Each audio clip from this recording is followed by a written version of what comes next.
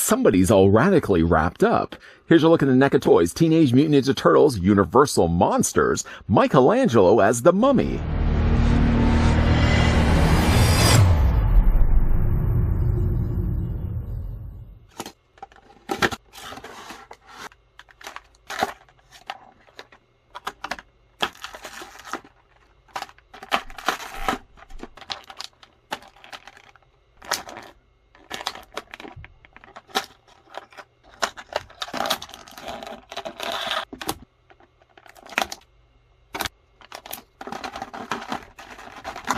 Michelangelo as the Mummy reimagines the turtle as the mummy awakened from his eternal slumber by an undying love.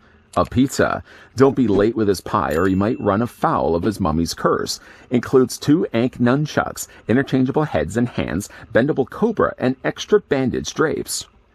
Just before we get a closer look at this nunchucker of the Nile, I'd like to thank the folks over at NECA Toys that did provide this sample of the Teenage Mutant Ninja Turtles and Universal Monsters, Michelangelo as the Mummy. Bringing in my tape measure here, as we always do here on this channel, we're going to measure off to the very top of Michelangelo's head. Clickety-click, barba-trick, Michelangelo stands exactly 6 inches in height, or the figure's 15 centimeters tall. And then to compare other figures of a frightful nature, here's what Michelangelo as the Mummy looks like at a very big Raphael as Frankenstein's monster. I actually thought that they would have been of the same size, but not that I really have to put them back to back, but just to show you. Raphael's a lot bigger than Michelangelo, which is actually really a good thing when you think about it. You really wouldn't want to have, like regular Universal monsters, them all being the same size. Frankenstein's monster would tower over the mummy, so it would make logical sense then that Raphael would be a much bigger figure than Michelangelo. A figure that's not as big, though, although if you count the hair, she technically is. Here's again what Michelangelo as the Mummy looks like next to April O'Neil as Bride of Frankenstein. Now, I actually did have a display stand for her, but didn't bring it in for the purpose of the comparisons at least.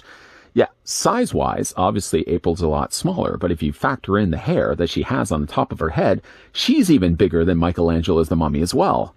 And for Michelangelo's accessories, the figure comes included with all really mummy-specific things. Like, for example, the figure comes included with a couple of wraps.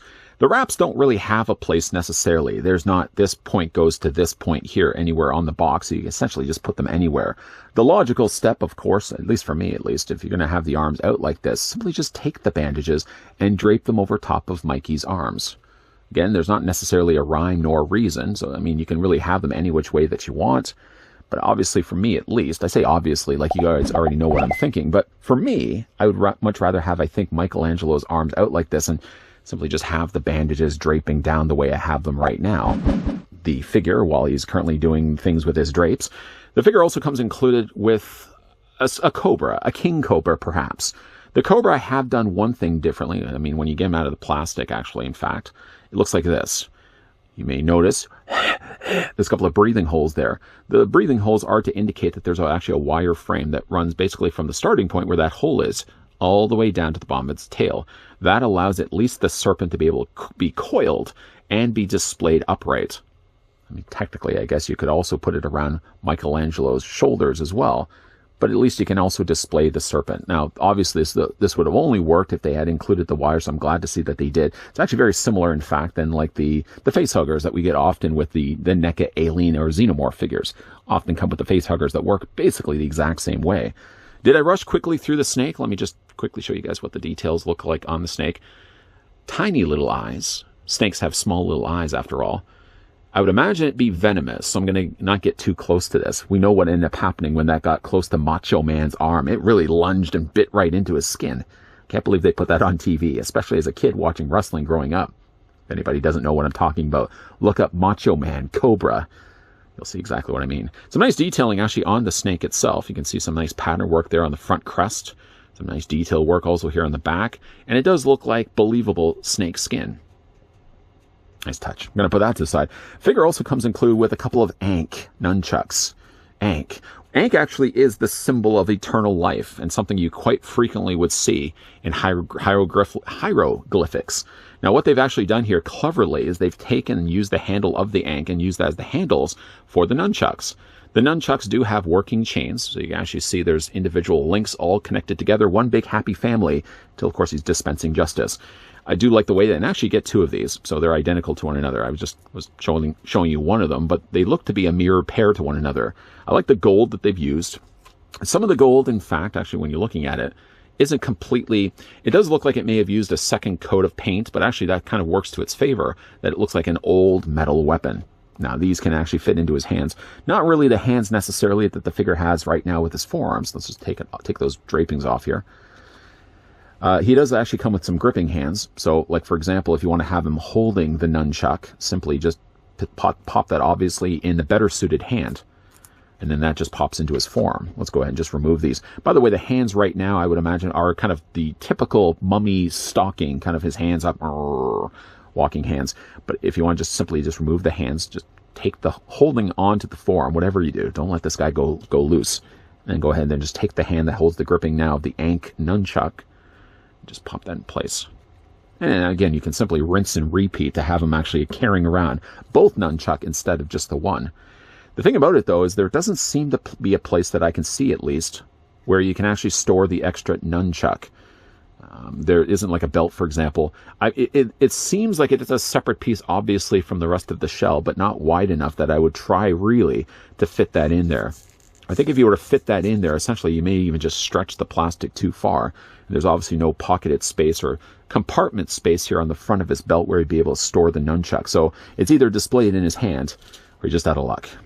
And then, of course, the figure also comes included with, not really the most interesting of things, but it also comes included with a pair of closed fists.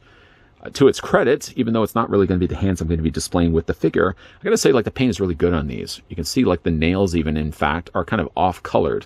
So it looked like this guy's been inside of a casket for a very long time. And you can see there's some nice bandages sculpted all across the hands as well. And, of course, those unplug the exact same way as the thing I just finished doing, putting the gripping hand in place. The one other thing that the figure comes included with, children, shield your eyes. He comes included with a horrific-looking head sculpt. And I say horrific in a good way, but certainly one of the more scarier head sculpts we've gotten with a turtle figure. While it also bears some resemblance to obviously what Michelangelo would look like if he's been entombed this whole time. One thing it also kind of reminds me of, if you ever want to look online, no, we're not going to be talking about Macho Man getting bitten by a cobra, although you got to seriously check that out. That's crazy stuff. But one thing you should really look up as well is the Ninja Turtle faces now. I don't know if that's specifically what you want to, you could put in like TMNT 1990 movie masks now, or you could also put deteriorating movie masks. And one thing you'll see, I think usually it's a Leonardo face, but it's Leonardo's face, and obviously the time has taken its toll, that the plastic, the latex that they would have used to recreate those animatronic faces has started to degrade over time, ultimately kind of giving us a face that looks like this, the stuff of nightmares. Children, shield your eyes. It's really gruesome, but pretty cool also, in fact, as well. I wonder if they included this specific head sculpt as sort of a nod to that deteriorating head sculpt. Seriously, look it up. Also, you can look up King Cobra biting Macho Man. But now to swap out this head, now the existing head that he has right now, I probably will still decide to display him with. I kind of just like the idea that he has the lazy eye on the one side. He's only got really one open eye visible to see what he's walking towards. And I do like the way they've kind of given him this really wrinkly looking lip. But if you did want to swap the head sculpts off, certainly for the purpose of this review, I'll do this. Again, like, look at the detailing where it just looks like all the skin has just been starting to decay off. It's got to be a nod to the original 1990s animatronic masks. To take the head, you're going to simply remove it, divorce it from the rest of the body, just pop it off the ball joint. There we go. Now, if you're having any problems with all the things I'm just doing right now, consider, if you will, to submerge the head in hot water. I've done that a couple of times already, and it's pretty easy now to remove the head, but if you're having any problems, just simply do that instead. Just to show you again, the face as close as I can get it. Oof. Oof. Don't be watching this review late at night. Again, I think the mask is, like, the face is gruesome, but I think I'm still kind of leaning to displaying him with this mask. The colors in both the cases are exactly the same. Really an off-colored green. Again, you've got that kind of more very, very pale-looking orange that they end up using. The googly eyes, the larger eyes, certainly doesn't help the image, especially when you look at this one here. The lazier eye, I think, works better, a little bit better for Michelangelo to be a mummy. But again, what a sight. Talk about a sore for sight eyes. The bandanas seem very similar to one another, although the one I've already removed, you can see it looks like they're a little bit bigger of the wrap, the excess bandana on the back here. But again, like, it doesn't necessarily, even with the bandana being as long as it is, doesn't impede at all the articulation that we're going to be looking at in a second here on Michelangelo. Head can fully rotate and all the fun stuff that goes along with it. As for the rest of the details on the turtle, I really like this one a lot.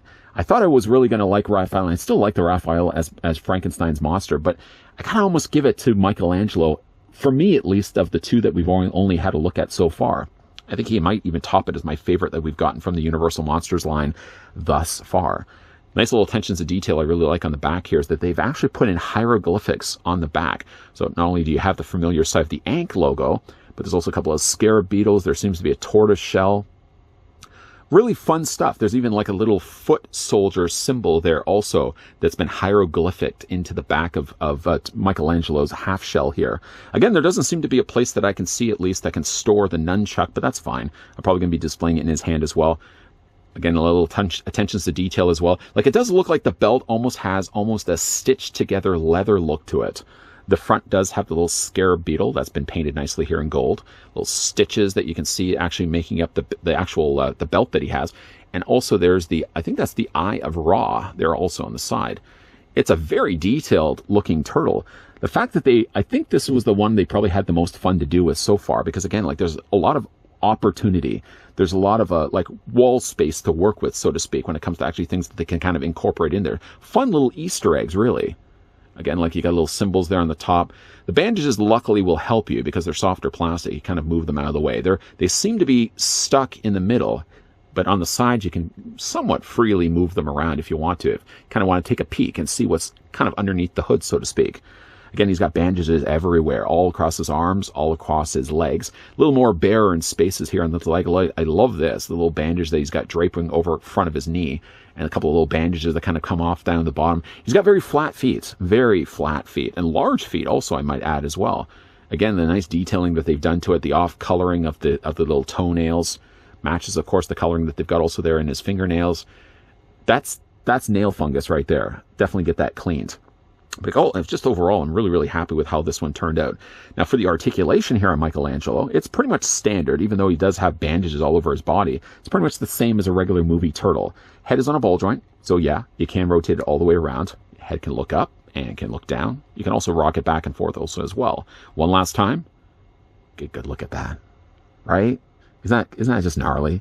Gnarly in a good way. Gnarly in a good way. Arms do rotate also, yes, all the way around. You can hinge them out. I would almost be safe to say you can do almost like a 90-degree angle bend, maybe just a little less than that. There is also not a bicep swivel necessarily, even though, like, looking at it, maybe there is a bicep swivel, but I can't move it. It does look the way they've cut that in, like I would be able to swivel the bicep, but I cannot. And that's actually the same on both the sides. Could just be like something that's fooling the eye. Makes you think that that's something you could swivel. In actual fact, you cannot. He, however, does have swivel in his form, where I believe then that this is more just sculpting the way they've done to the plastic. He does have what seems only to be a single hinge in the elbow. There possibly could be a double hinge, but if he does, it's covered obviously over by the elbow pad. Hands, of course, do rotate all the way around. You can hinge them back and forth. The figure has still sort of that upper torso ball joint. You can feel something's working behind the scenes, but you can't move it. I mean, just there's so much wrapping of the rags here all across his body that really to kind of get in there and gain access to it, even if it was in there, I can't seem to move anything here on his body. I can, however, though, move his legs. His legs are on very large ball joints. That allows the legs to move forward and move back. Nice swivel at the top of the thigh. Double hinge on the knee.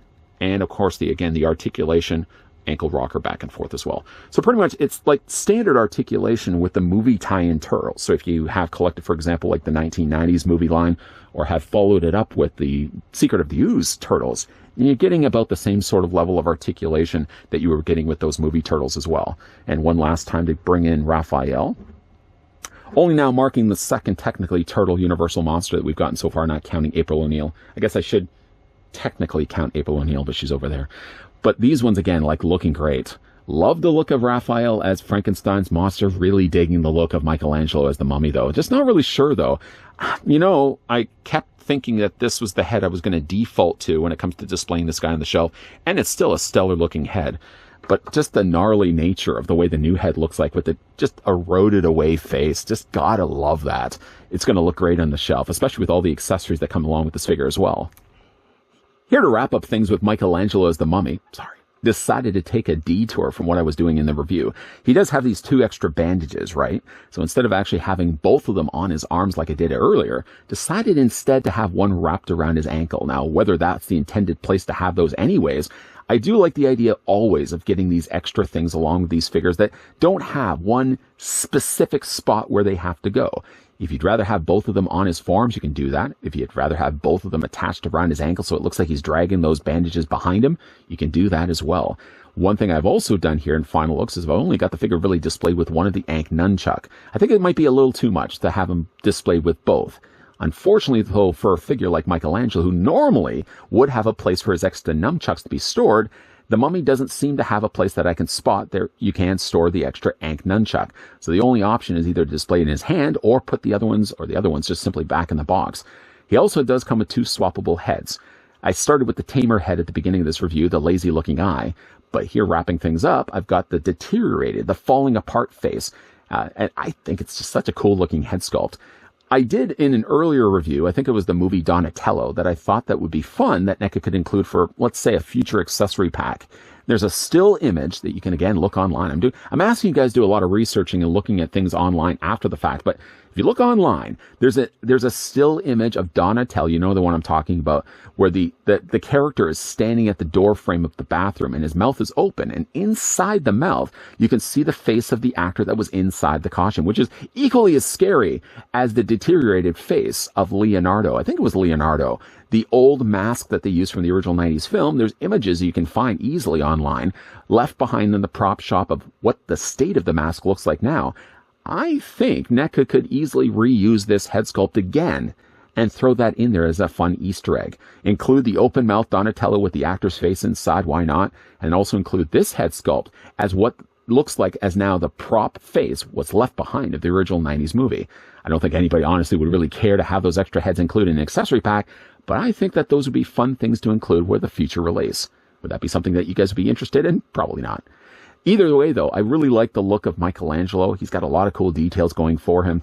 A lot of very intricate things that they managed to put into this figure, not only carved on the back of his shell, but also in his turtle belt as well. There's a lot of cool things going on with Michelangelo that he might just be my favorite of the Universal Monsters TMNT figures that we've gotten so far. I really like the look of Raphael Frankenstein Monster. I love the look, though, of Michelangelo as the Mummy, and super excited to finally get the other 2 turtles, to finally have the quartet of Universal Monsters Ninja Turtle figures. What do you guys think of the Mummy? Let me know down below in the comments section. And what, guys, of the 2 figures that we've looked at so far, or even if you've seen the images of the other 2 turtles, that would be Leonardo and Donatello. Of the other 2, what's your favorite looking Universal Monster Ninja Turtle that we've gotten from NECA Toys? Let me know down below in the comments section. And as well, I'd like to thank the folks over at NECA Toys that did provide the sample of the Teenage Mutant Ninja Turtles / Universal Monsters, Michelangelo as the Mummy. Certainly, if you enjoyed this video, want to hit with a like. If you're loving the content you're seeing on the other hand and want to stick around for more, then make sure you hit the subscribe button down below and turn on the bell notification. And while we have finished, I've already thrown in the wrapping joke. While we have finished up the review for Michelangelo as the Mummy, there's definitely going to be a lot more NECA reviews coming your way. So as always, thanks for watching. See you guys next time.